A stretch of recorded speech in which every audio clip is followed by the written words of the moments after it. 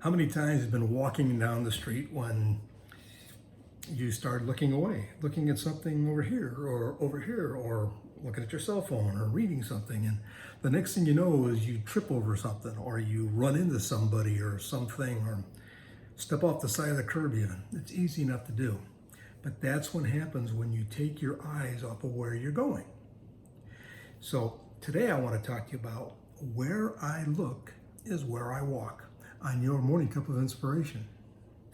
You know, it's easy enough to get distracted, but when we're not watching where we're going, we're actually telling our brain something different.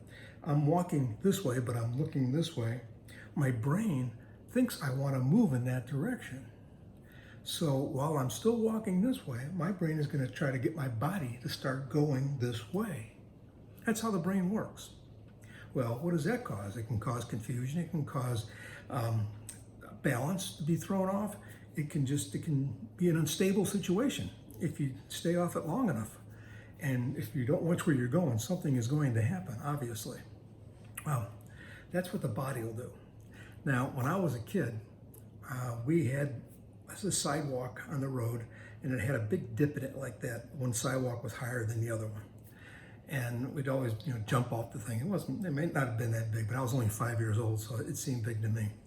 And one day I was with our little girlfriend that lived across the street. Her name was Trudy Johnson, and she was on her bike with me. And I said, I'm gonna ride my bike as hard as I can, and I want to hit that thing, but I don't know when it's coming.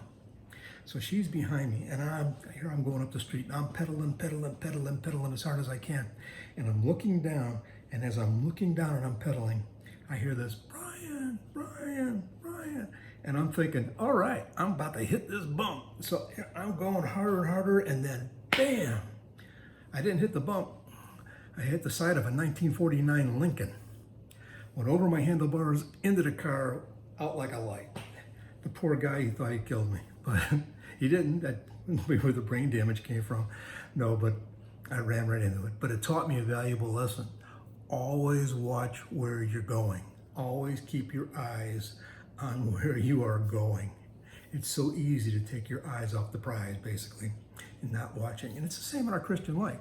We have to know where we're going.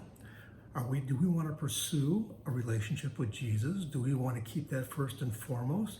That means we can't get distracted about things that are going on around us. My question is, are you where you want to be as a Christian? I hope the answer is no, because that's my answer. I'm not where I want to be. I want to learn more. I want to study more. I want to be closer. And the only way to do that is to keep my eyes focused on Jesus. And that is through my everyday living. That is through the Word.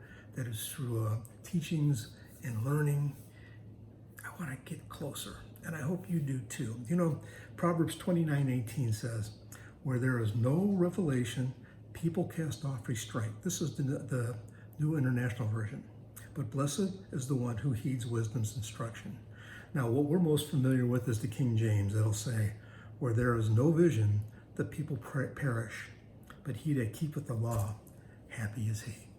There used to be a gentleman on the radio years ago as a sports announcer, and his sign-off was, keep your eye on the ball. And that's what I would say. Keep your eye on the prize. Keep your eye on the ball. Keep your eyes on Jesus. Keep looking towards him and keep moving in that direction. Don't get distracted from side to side. Don't lose your balance. God bless you, everyone. Look forward to seeing you again for another morning cup of inspiration. Have a wonderful day.